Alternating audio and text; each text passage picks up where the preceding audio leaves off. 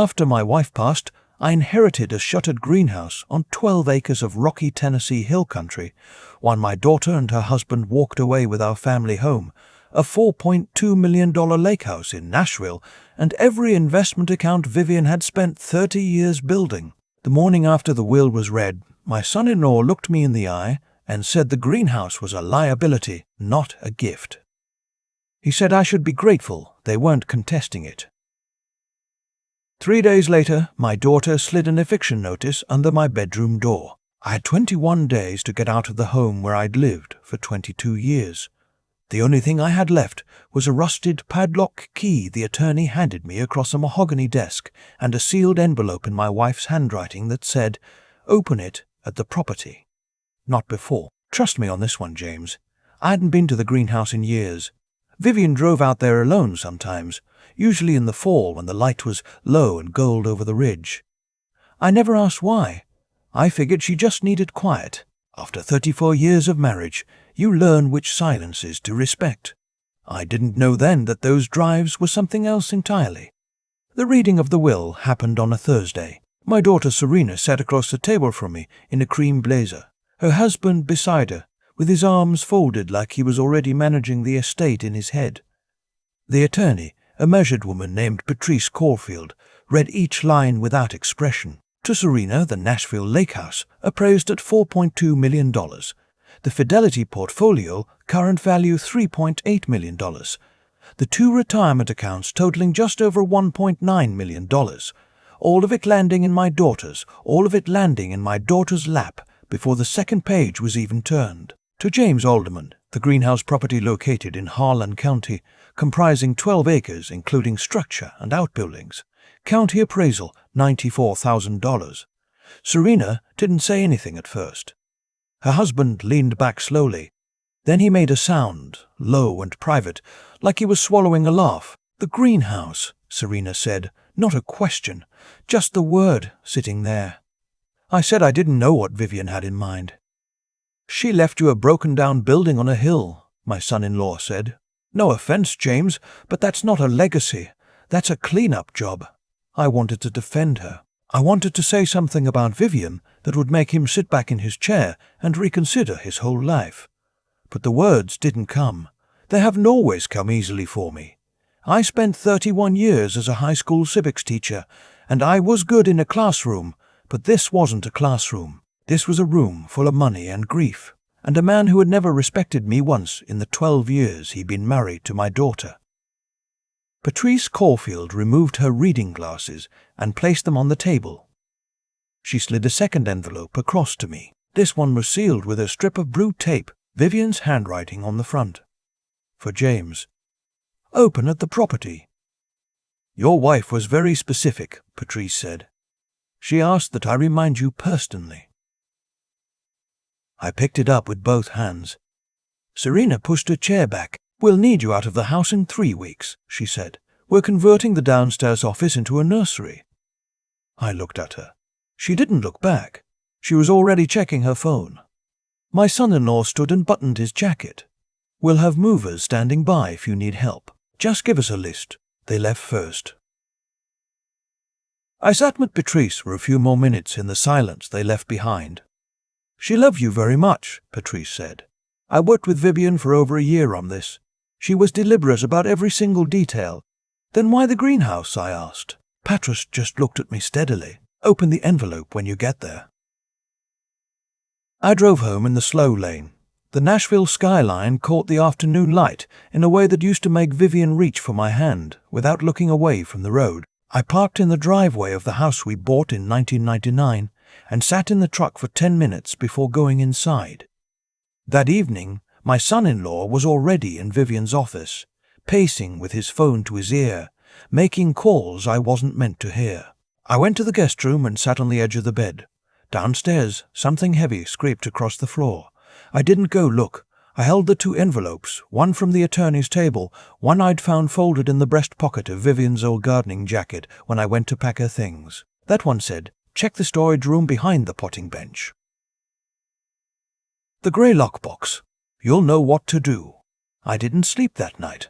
I just lay there listening to my son-in-law on the phone in the next room, his voice low and satisfied, and I thought about the greenhouse on the hill and the 12 acres I'd never paid attention to, and the woman who apparently had. The eviction notice arrived 3 days after the reading, slipped under my door at 7 in the morning.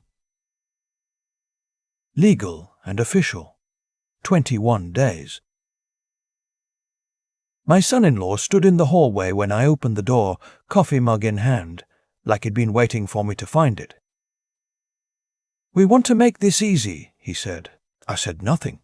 "There's also the matter of the furniture," he added. "The artwork, the silver. That all stays." It was inside the house. Vivian picked out every piece of that furniture. And she left the house to Serena. He shrugged. The shrug was the worst part. Not cruel exactly, just indifferent. Like I was a tenant dispute he'd already assigned to someone else. "You got the greenhouse." I'd focus on that. He walked back to the kitchen. I stood in the doorway of our old bedroom, the one that still smelled faintly of her gardenia soap, and I made myself a promise I didn't fully understand yet. "Whatever you left me, Vivian, I'm going to find it." The weeks that followed had their own weight. I watched my son-in-law move through the house like a property manager on walkthrough. He brought in an appraiser. He had the backyard photographed by a real estate drone. He replaced Vivian's rose border along the fence with a flat gravel pathway, and when I asked him why, he told me gravel was lower maintenance, and modern buyers preferred it. She had planted those roses the spring after Serena was born. I didn't say that. I went to the garage and I dug up 2 of the smaller bushes by hand, wrapped the roots in newspaper, and put them in my truck. He saw me through the kitchen window. He didn't come out. On day 18, he knocked on my guest room door with a man I'd never met. Introduced him as a financial planner specializing in elder transitions. The man had a leather portfolio and the careful voice of someone who had rehearsed this conversation. He explained a document. Power of attorney, durable and broad. My son-in-law would manage my finances, medical decisions, property matters during my transition to a more appropriate living situation. The document used the phrase irrevocable authority 4 times. I read the section on property rights, specifically the part that named the greenhouse parcel in Harlan County. "What does this give you over the greenhouse?" I asked. "It gives me the ability to manage your assets responsibly," my son-in-law said. "You can't run a property on the teacher's pension, James. You can barely cover groceries." The financial planner set a second document beside the first, a purchase offer. The greenhouse and all 12 acres for $65,000, below market appraisal. He called it a fair settlement given the property's condition. "Think about it," my son-in-law said. I thought about it for about 4 seconds. "No," I said. He straightened. "James, get out of my room." He looked at me for a long moment. Then he picked up both documents, tucked them under his arm, and walked out. The financial planner followed without a word. That night, I called Patrice Caulfield. She answered on the 3rd ring. "He tried to get you to sign a PAO," she said. Not a question. "How did you know?" "Because Vivian told me he would." A pause. "James, that property is inside an irrevocable trust in your name. Your son-in-law has no legal authority over it. No power of attorney touches it. No probate action can reach it. Vivian spent 14 months building that protection." I sat down on the edge of the bed. "She knew," I said. "She saw exactly what was coming." Patrice's voice was calm and unhurried. "There's also a tax lien on the property. I know. I already filed an extension with the county assessor. You have until August 15th to settle it. Don't let him use that as leverage." "How much is the lien?" $14,000. "We'll talk about it when you get to the property." "Patrice, I need you to tell me something real. What's on that hill?" She was quiet for a moment. "Open the envelope when you arrive." That was what she asked.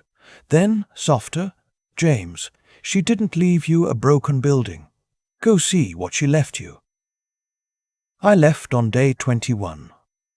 Not because I had to wait that long. I think I was afraid of what I'd find. Or maybe I just needed every one of those days to say goodbye to the house, to the kitchen where we ate breakfast for 22 years, to the back porch where she used to sit with her coffee and her geological surveys, reading reports I never thought to ask about. My son-in-law was standing in the driveway when I loaded my last box. He held out a check. $40,000. It had dropped from 65. Desperation does that. I took the check from his hand. I tore it in half. I put both pieces in his shirt pocket. "Enjoy the house," I said. I drove out of Nashville with 2 boxes, 1 duffel bag, a potted coffee maker, and 2 rose bushes in newspaper riding in my truck bed like the only dignified things left from the last 22 years. The drive to Harlan County took a little over 3 hours. The city dissolved slowly behind me, suburbs giving way to rolling farmland, then to ridge country, the kind of Tennessee terrain that looks ordinary from a car window and reveals itself only when you stop and stand in it. I passed through 3 small towns where the diners still had pie rotating in glass cases and gas stations sold bait.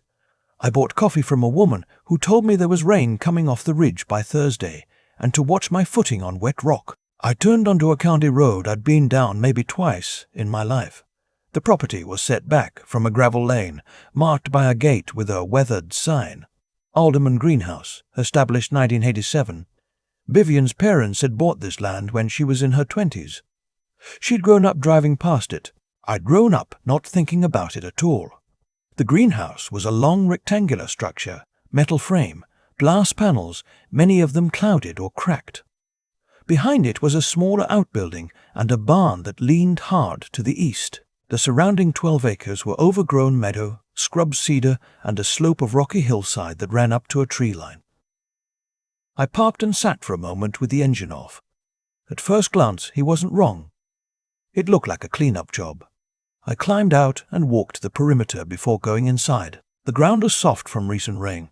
The grass came up past my ankles. At the back corner of the greenhouse, I noticed something I hadn't expected. Survey stakes. Orange plastic, the kind county assessors use. Fresh ones, driven recently. I crouched and looked at the nearest stake, the small, laminated tag, Tennessee Geological Survey. My chest did something then that I couldn't name. I walked back to the truck and retrieved the envelope. I climbed the 2 porch steps of the outbuilding. It had a small, covered entrance, a door with a proper lock, and I turned the key. The inside was dusty but organized. A potting bench along one wall, shelving. In the back corner, a grey metal lockbox exactly where Vivian's note said it would be. The same key opened it. Inside were 2 envelopes, a USB drive, and a manila folder. I sat on the edge of the potting bench and opened the first envelope. "James, you're at the property." "Good. That means you're still fighting, which means everything I built here still stands. There are 3 things you need to know. First, 12 months ago, I contracted with a geological consulting firm out of Knoxville to assess this property. The survey confirmed a significant deposit of high calcium limestone beneath the eastern 6 acres. This is premium quarrying material. The construction industry pays well for it. Beaumont Materials Group has been wanting access to this ridge for 4 years. I've negotiated a surface lease on your behalf. You retain full ownership of the land. You receive 68% of net extraction revenue. Initial projections estimate between $1.4 and $2.1 million per year over a 20 to 25-year lifespan. The full contract is in the manila folder. Second, your son-in-law has been skimming money from my personal business account since the spring of 2021. He had access through Serena's co-signature arrangement. He moved funds through a shell LLC he created under his consulting firm. I discovered it in September of that year. I documented everything and said nothing. The USB drive contains bank records, wire transfer logs, and surveillance photographs of him at the branch. Total amount, $240,000. I gave copies to an attorney at the FBI's Financial Crimes Division in Memphis. Her card is paperclipped to the USB drive. Third, I placed this property inside an irrevocable trust 2 years ago. Your name is the sole beneficiary. There is a clause, Section 9C, that triggers automatically if your son-in-law files any legal challenge to my will, attempts to gain control of your finances through a guardianship or POA scheme, or enters into any business dealing involving this land. If he triggers it, he forfeits everything Serena received and becomes subject to immediate federal referral. I built walls around you, James. Now you're standing inside them. Go check the quarry survey. Walk the east slope and plant those roses wherever the light is best. I love you more than these pages can hold. Vivian, I read it 3 times. Then I sat very still in the dusty outbuilding and listened to a hawk somewhere outside and the distant sound of wind through the cedar on the ridge. $240,000. Since 2021, while Vivian was undergoing treatment, while I was driving her to appointments in Memphis and sitting with her through 6-hour infusions. He was at the branch withdrawing money through shell accounts. I opened the manila folder. The geological survey was thorough. 41 pages, core samples, cross-sections, grade assessments. In the margin on page 3, Vivian had written in a small, slanted hand, "This is real, James. Don't let anyone tell you otherwise." At the back of the folder was a letter of intent from Beaumont Materials Group, signed by their VP of Acquisitions, expressing interest in a 20-year surface lease agreement pending title confirmation and trust documentation review. And a sticky note in Vivian's handwriting. "They've been patient. Call them when you're ready." I sat in that building until the sun moved past the window and the light shifted from gold to grey. Then I walked outside and up the east slope. The survey stakes continued along the hillside in a line. Beneath the scrub grass and cedar, the limestone showed through in places pale and solid, the ridge bones visible. I crouched and put my hand flat against the exposed rock. It was cool and dense, and it had been here for a very long time, quietly worth something, while everyone above it argued about a lakehouse. I walked back to the outbuilding, sat at the potting bench, and opened the lockbox again. The FBI agent's card was exactly where Vivian said it would be. Special Agent Donna Wakefield, Financial Crimes Division, Memphis Field Office. Her number was written on the back in Vivian's hand, with one line beneath it. "She's expecting your call." That night I slept on a cot I found folded in the barn, under a wool blanket that smelled of cedar and something faintly floral I couldn't place. Outside the greenhouse, the ridge made its own sounds. Insects, wind in the trees, a coyote threading through the dark somewhere east of the slope. Around midnight I heard my phone buzz. A text from my son-in-law. "Think about the offer. It goes away Friday." I didn't reply. I lay back and stared at the ceiling joists and thought about Vivian in her gardening jacket, driving this road alone in the fall, walking the slope with a geologist from Knoxville, pointing at the rock, understanding what was underneath. She was the smartest person I knew. I just hadn't always been paying attention to what she was doing with it. At 2 a.m, I hit record on my phone's voice app and set it on the bench. Then I called my son-in-law back. He answered fast, half asleep and irritated. "James, it's 2 a.m. "I know." I couldn't sleep. "What do you want?" I kept my voice easy. I was thinking about the offer. The 65. It's 40 now. You threw the check away. "Right, I know." I paused. "The limestone deposit on the east slope. When did you find out about it?" Silence. A long silence. "I don't know what you're talking about," he said. "Beaumont Materials Group," I said. "They've been calling the property for 4 years, you said. How did you know that?" Another silence. I could hear him breathing. Then, low, Serena mentioned it. Serena didn't know. Vivian never told her. I waited. "You accessed the geological survey from her business files, the same files you were pulling money from." He didn't answer. "That's on the record now," I said. And I ended the call. I saved the file, backed it up to the cloud, labeled it "Son-in-law call 2 a.m. property acknowledgement." Then I lay back down and fell asleep for the first time in 3 weeks. In the morning, a truck pulled up the gravel lane. An older man stepped out, somewhere in his mid-70s, boots worn down at the heels, denim shirt, a paper bag in one hand. "You, James?" he called. "Yeah. Name's Chet Boone. I run the feed store down in Greenfield. Your wife asked me to keep an eye on this place." He held up the bag. "Brought biscuits. Figured you'd be here by now." He had kept the grass cut around the outbuilding, run off a couple of trespassers over the past year, patched a section of the greenhouse roof that had started pulling away in the wind. He didn't say any of this like it was special. He said it the way men of his generation say things they've decided to do, plainly, without ceremony. We sat on the porch steps and ate biscuits, and he drank coffee from a thermos and told me about the ridge. He'd grown up 3 miles from here. His grandfather had quarried limestone for bridge foundations in the 1930s. That east slope, he said, nodding toward it, that's old rock. Good rock. The whole county used to know it. Vivian knew it, I said. She did. He was quiet for a moment. She came out here a lot toward the end. We'd talk. She worried about you. He looked sideways at me. Said you trusted people too easily. I didn't have anything to say to that. She also said you were the most decent man she'd ever met, and she was building something to make sure decent counted for something. He stood and picked up his thermos. Call me if you need anything. Number's on the bottom of this. He drove away down the gravel lane. 2 days later, a black SUV came up that same lane.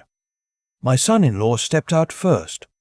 Beside him was a man I'd never seen, 60s, silver hair, a suit that cost more than my truck. He introduced himself as the principal of a development group out of Nashville, interested in rural Tennessee land for commercial purposes. They stood in my yard like they owned the air in it. We'd like to make you a real offer, my son-in-law said. Not the 65, something serious, 400,000, cash, today. The other man nodded once. Professional. Patient. 400,000. From 65 to 400 in 72 hours.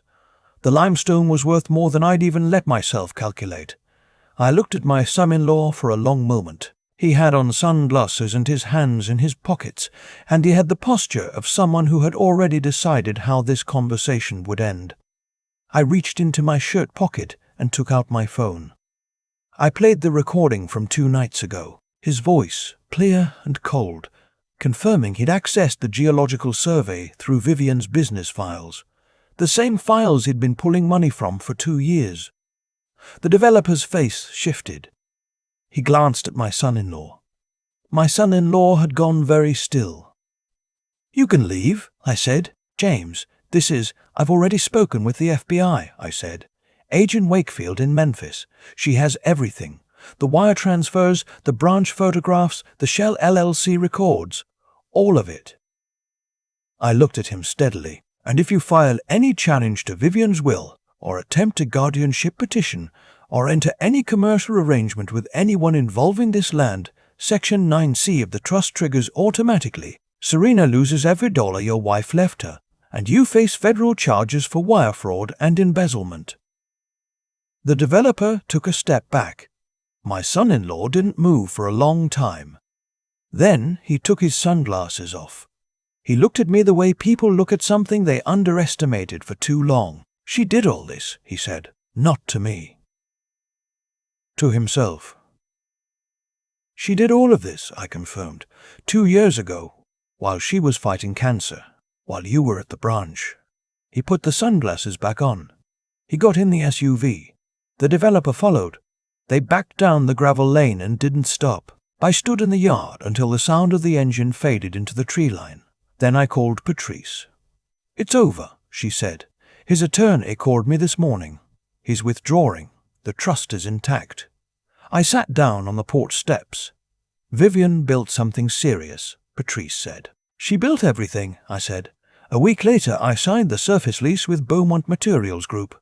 The VP of Acquisitions drove up from Nashville with 2 attorneys and a geologist named Frank, who kept looking at the east slope like he was meeting a friend he'd heard about for years.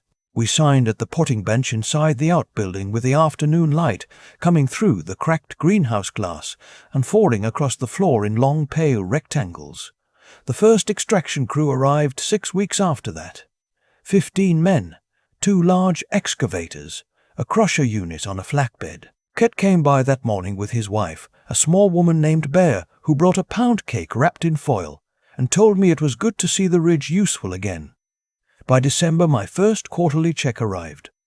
I opened it at the potting bench with a cup of coffee, $312,000.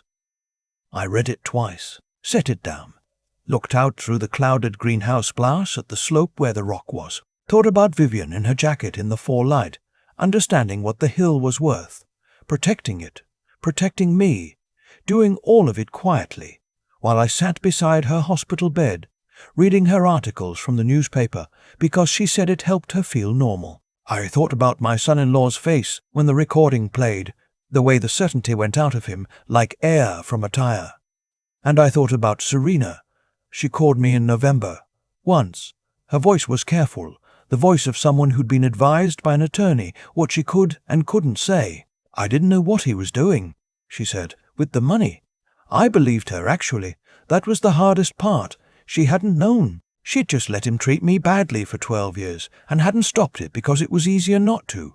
And then she'd stood in a lawyer's office in a cream blazer and taken $10 million without asking whether her mother meant something by leaving me the hill. I know, I said. Dad, I hope you're okay, I said. I mean that. I didn't say anything else. I didn't block her number. I just kept the calls short and put the phone in my pocket and went out to check the survey stakes on the east slope, which was mine, which had always been mine, which Vivian had spent 2 years making sure no one could take from me. In the spring, I hired a local landscaper to put in a proper garden beside the outbuilding. Not elaborate. Raised beds, flagstone paths, a bench set to face the ridge. I replanted the 2 rose bushes I'd rescued from the Nashville driveway. They came back slow, the way roses do after transplanting, but by May the first yellow bloom opened up facing east, catching the morning light off the limestone slope. Ket came by on a Thursday in April to tell me the feed store had started getting business from the Beaumont crew, who came in most mornings before the shift. 12 jobs, seasonal, with 3 full-time positions planned for the following year. The diner in Greenfield had extended its hours. You're a job creator now, he said. That's Vivian's doing, I said. Well, he picked up his coffee. You're the one who didn't sign the paper. The FBI case moved forward without much fanfare from my end. Agent Wakefield called me twice for additional information, both times professional, both times brief. By summer, my son-in-law had entered a plea agreement. He surrendered his financial licenses, paid restitution, and received 3 years of supervised probation. He and Serena separated in August. The Lakehouse went on the market in September. I don't follow it closely. I read what Patrice tells me, and I leave the rest alone. What I think about instead is a conversation I had with Chet on the porch last October. The ridge had gone rust and amber in the fall light, the cedars still green against the turned maples. He'd brought his thermos again, and we sat watching the excavator work the far end of the slope in the low afternoon sun. She ever tell you what she saw in this place? He asked. Not directly, I said. She just kept driving out here. He nodded slowly. She told me once she thought most people couldn't see the value in something just because it looked rough on the outside. He sipped his coffee, said it was a main mistake people make. I thought about that for a long time. I'm 69 years old now. I live in the outbuilding I've converted into a small but reasonable home, new insulation, proper heat, a kitchen where the window looks out at the garden and the ridge beyond it. The greenhouse is restored. I contracted a local glass company to replace the panels, and I grow tomatoes and peppers and a variety of herbs I mailed to a small food co-op in Knoxville. It doesn't make much money. It's not supposed to. What makes money is the rock, patient, dense, unremarkable to look at from the outside, worth everything if you know what it is. Vivian knew what it was. She knew what I was, too, and she spent 2 years making sure no one could take either of us away. There is a granite stone at the end of the garden path now, set low in the ground between the rose bushes. I had it placed there in the spring. It reads, Vivian Alderman, geologist, builder, wife. She trusted the ridge. It trusted her back. Some mornings I sit on the bench and drink my coffee and look at it and feel the particular ache of a happiness that arrived too late for her to see. Most mornings I just go to work. Last month I established a scholarship fund through the community college in Greenfield, $5,000 annually for students from rural Tennessee counties pursuing degrees in earth sciences, engineering, or small business. The first recipient is a 20-year-old woman from Harlan County who wants to study geology. When I handed her the envelope at a small ceremony in the college meeting room, she said she'd heard about the Beaumont operation on the ridge and had driven up to see it. She said it made her want to understand what was underground in places people had written off. I told her that was exactly the right instinct. I told her the world is full of valuable things that don't look like much from the surface. The work is learning to read what's beneath. She nodded and shook my hand, and I thought about a woman in a gardening jacket, standing on a Tennessee hillside in the October light, hand raised against the sun, reading a ridge that everyone else had passed by for 30 years. She was always right. I just needed to catch up.